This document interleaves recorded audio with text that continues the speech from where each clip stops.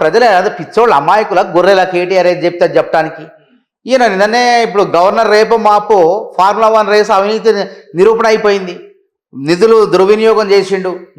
Formula 1 race సంస్థ కాకుండా తోక సంస్థకు, అంటే ఒక నకిలీ సంస్థకు డబ్బులు పౌండ్ల రూపంలో పంపి ఎటువంటి అనుమతులు లేకుండా, రిజర్వ్ బ్యాంక్ అనుమతి లేకుండా, మన రాష్ట్ర ప్రభుత్వం మంత్రిమండలి అనుమతి లేకుండా, ఎన్నికల సంఘం అనుమతి లేకుండా ఇద్దరు అధికారులు ఈయన కలిసి ఆ డబ్బులు అడు పంపించి ఆ డబ్బులు మాత్రం జడ్డొచ్చిన ఏమంటే పార్టీ ఖాతాలకు అవన్నీ ఏసీబీ మొత్తం ఆధారాలతో గవర్నర్ దగ్గర పెట్టింది.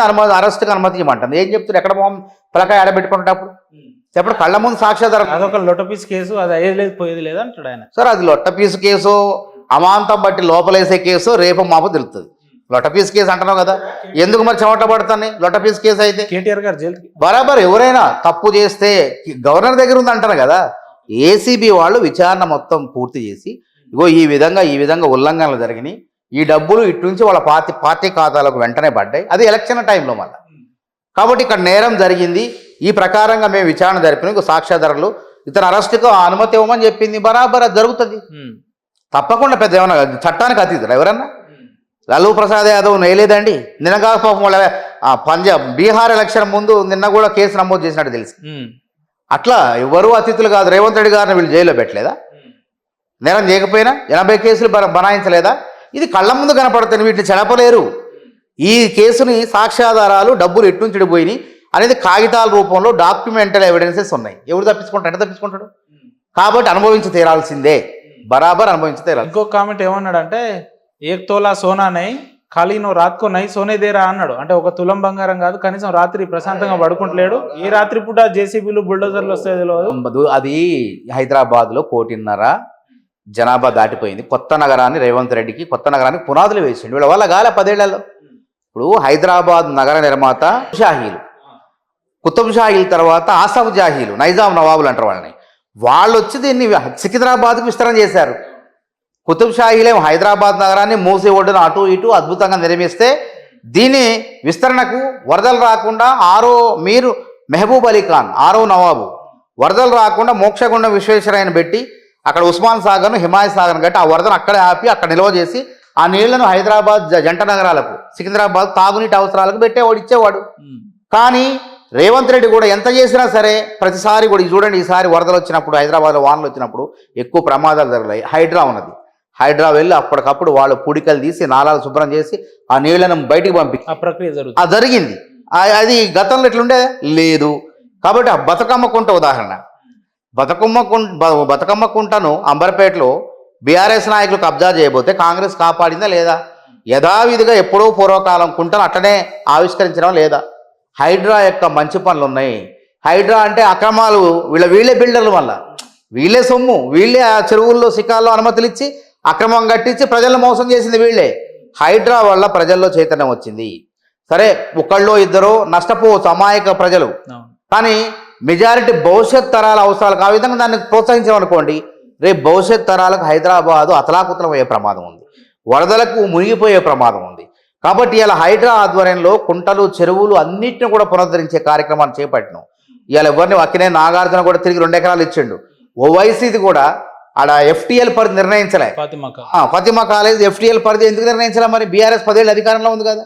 మరి అక్కినే నాగార్జున అది కూడా నిర్ణయించి కూల్చలేదు. కానీ హైడ్రా వచ్చిన తర్వాత FTL పరిధి కళ్ళ ముందు ఉంది, సాక్ష్యాధారాలు ఉన్నాయి. కాబట్టి కూల్ చేసిన నాగార్జున కూడా అంగీకరించి మళ్ళీ అదనంగా 2 ఎకరాలు తిరిగి ఇవ్వటం జరిగింది. కాబట్టి ఎవరిని ఉపేక్షించదు హైడ్రా అనేది. దానికి ఏంది, హైదరాబాద్ నగరాన్ని భవిష్యత్ తరాలకు అందించడమే, సురక్షితంగా అందించేటువంటి కార్యక్రమే. పక్కన పెడితే ప్రత్యేకంగా జూబ్లీహిల్స్ నియోజకవర్గం కాంగ్రెస్ పార్టీ ఏం చేసింది? ఎందుకు మీకు ఓటేయాలంటే? ఎందుకు అందరికి అంటున్నా కదా, సంక్షేమ పథకాలు, రేషన్ కార్డులు. జూబ్లీహిల్స్లో పేద ప్రజలు లేరా? పేద ప్రజలకు లేరా? ఎంత ఎక్కువ మంది ఉన్నారు, పేరుకే జూబ్లీహిల్స్ అట. ఇక్కడ జూబ్లీహిల్స్లో ఉన్న వాళ్ళు ఓట్లేసి, కానీ చుట్టుపక్కల వాళ్ళు వచ్చి ఓట్లేస్తారు. కాబట్టి వాళ్ళందరూ కూడా ఈ 500 సబ్సిడీ 45 లక్షల మందిలో వాళ్ళు ఉన్నారు, జూబ్లీహిల్స్ వాళ్ళు ఉన్నారు. 200 యూనిట్ల ఉచిత విద్యుత్ కరెంటు గృహజ్యోతి పథకం కింద దాదాపు 50 లక్షల మందిలో ఇక్కడ ఉన్నారు. అన్ని రకాలుగా పెన్షన్లు ఇస్తున్నాం, ఆసరా పెన్షన్లు ఎగ్గొట్టట్లేదు, కళ్యాణ లక్ష్మి షాదీ ముబారక్ ఇస్తున్నాం, ఆరోగ్యశ్రీ 10 లక్షల పెంచను. ఇన్ని రకాలుగా చేసుకుంటా పోతుంటే అంటే రైతులు లేకపోవచ్చు. ఇవన్నీ రావాలంటే కాంగ్రెస్ అభ్యర్థికి ఓటేయాలి. తప్పకుండా వస్తూనే ఉన్నాయి. వస్తున్నందుకు వాళ్ళు సంతోషపడి వచ్చి ఓట్లేస్తారు. ఈ సెంటిమెంట్లు, ఈ సానుభూతులు ఇవన్నీ కాలం మారిపోయింది. సో ఇక్కడ కన్నీళ్ళని చూసి ఓట్లు వేయటం ఇవన్నీ పోయింది. వాళ్ళు ఒక ట్యాగ్ బాగా వాడుతున్నారు, ఏంది చూసే ఉంటారు సామాజిక మాధ్యమం, లేడీ వర్సెస్ రౌడీ అని చెప్పి బాగా ప్రమోట్ చేస్తున్నారు. ఆయన క్రిమినల్ కేసులు ఉన్నాయి ఆ అభ్యర్థి మీద అని చెప్పి, ఎవరి మీద లేవండి. వాళ్ళ సోదరుడి భార్య ఏదో మీనాక్షి నటరాజన్ గారికి లెటర్ రాసిందని చెప్పి ఈ రకమైన పోర్ట్రేట్ అయితే ఇప్పుడు కేసీఆర్ గారు పాస్పోర్ట్ల ఒకరు ఢిల్లీలో జైలుకు పోయి తన్నులు తింటే ఎంఎస్ఆర్ కాపాడిండి అని చెప్తే ఆయన ముఖ్యమంత్రి కాలేదా? జగన్మోహన్ రెడ్డి అడిగిపోయి జైలుకు పోయి ఆయన ముఖ్యమంత్రి కాలేదా? చంద్రబాబు నాయుడు జైలుకు పోయి ముఖ్యమంత్రి కాలేదా? రేవంత్ రెడ్డిని అప్పనంగా లోపల పెడితే రేవంత్ రెడ్డి ముఖ్యమంత్రి కాలేదు, నాయకుడు కాలేదా? ఇవన్నీ ప్రజలు చూడరండి. ఇవి నవీన్ యాదవ్ ఏం చేసిన మంచినే ఆడ ప్రజలను చెప్తున్నారే, వీళ్ళ నాయన శ్రీశైలం యాదవ్ ఎవరికి రౌడీ? అక్రమార్కులకు ఎవరైతే పేద ప్రజలను దోచుకుంటారో వాళ్ళకి రౌడీ ఆయన శ్రీశైలం యాదవ్. సామాన్యులకు పేదవాడికి దేవుళ్ళు లాంటి వాళ్ళు. అందుకే వాళ్ళు పోయినసారి 40,000 ఎంతో ఎన్నో ఓట్లు వచ్చినాయి. ఉత్తకొస్తాయా? మరి ఎందుకు రాలే? కేసులు లేని వాళ్ళకి ఎందుకు ఓట్లు రాలే? నవీన్ యాదవ్కి ఎందుకు వచ్చిన ఓట్లు చెప్పండి?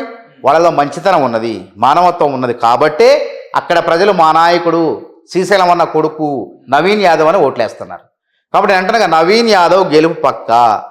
ఎవడిన్ని కుట్రలు చేసినా ముసలి కన్నీళ్లు గార్చినా అభ్యర్థులు వాళ్ళు గెలిస్తే భూ కబ్జాలు పెరుగుతాయి, దందాలు ఇవ్వాలి, ట్యాక్సులు ఇవ్వాలి, వాళ్ళు క్రిమినల్ రౌడీలు. మరి 10 ఏళ్ళు నిద్రపోయినవా అని అంటారు కదా. 10 ఏళ్ళు వాళ్ళ కబ్జాలు చేస్తే అడ్డుకున్నావా? కేసులు పెట్టిన వాళ్ళ మీద ఏమైనా చేశారా? వాళ్ళు ఏమన్నా అవన్నీ వాళ్ళ రాజకీయంగా అణగదొక్కే ప్రయత్నం వాళ్ళు. ఇప్పుడు ఇన్ని రోజులు ఎందుకు మాట్లాడలేదు, ఇప్పుడు ఎందుకు మాట్లాడుతున్నాం చెప్పండి? అంటే నవీన్ యాదవ్ మీద కేటీఆర్ అంత స్థాయి వ్యక్తి సోషల్ మీడియాలో దుష్ప్రచారం చేపిస్తున్నాడు అంటే ఎట్లా?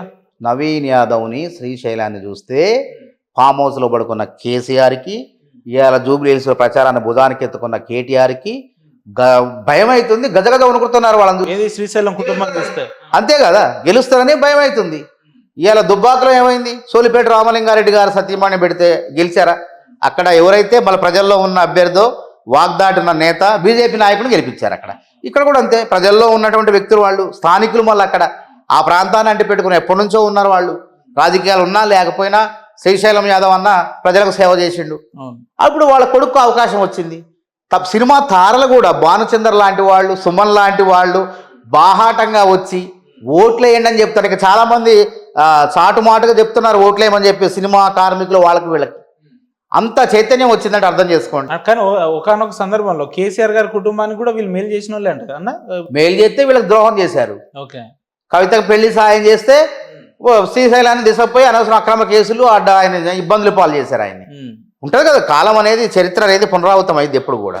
కాబట్టి ఇలా వాళ్ళకి మంచి రోజులు వచ్చినాయి, అవకాశం వచ్చింది. వాళ్ళ కొడుకు ఎమ్మెల్యే కాబోతాడు. ప్రజలు దీవెనలు ఉన్నాయి ప్రధానంగా. మీరు పోయి అడగండి, చెప్పండి. దాదాపు మీరు 100 మందిని అడిగితే 80-90 మంది నవీన్ యాదవ్ గెలుస్తారంటారు. 10 మంది ఎక్కడైనా కానీ 100. కానీ ఈ సెంటిమెంట్ వర్కౌట్ కాదంటారా? గోపీనాథ్ గారి భార్య సునీతమ్మ గారు, ప్రజల మనిషి గోపీనాథ్ గారు, వాళ్ళ ఆశయాల కోసం పనిచేస్తాం మేము. 2016లో ఖమ్మం జిల్లాలో రామిరెడ్డి వెంకటరెడ్డి గారు చనిపోయారు.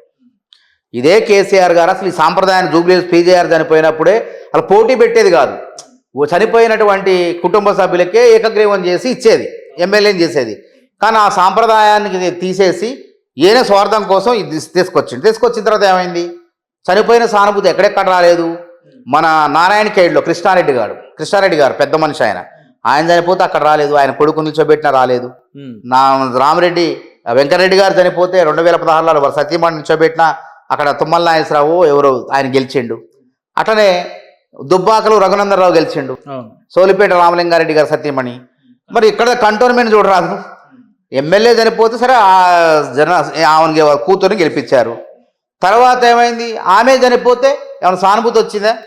శ్రీ గణేష్ని అక్కడ 2వ స్థానంలో ఉన్న శ్రీ గణేష్ని మళ్ళీ కాంగ్రెస్ అభ్యర్థిగా నిల్చోబెడితే ఆయనకు ఓట్లేశారు. అవన్నీ ఎందుకు? ఇవాళ బీఆర్ఎస్ పార్టీ 4-5 ముక్కలు అయిపోయింది. ప్రజలకు విశ్వాసం లేదు, వాళ్ళలో వాళ్ళు తనుక్కుంటున్నారు. ఆస్తుల పంచాయతీ ఉన్నది అక్కడ. కాబట్టి ఇది కష్టం అని చెప్పి అసలు నాయకులే తట్టుకోలేకపోతున్నారు అక్కడ. ప్రజలు కూడా ఎందుకు వేస్తారు వాళ్ళ ఓట్లు చెప్పండి?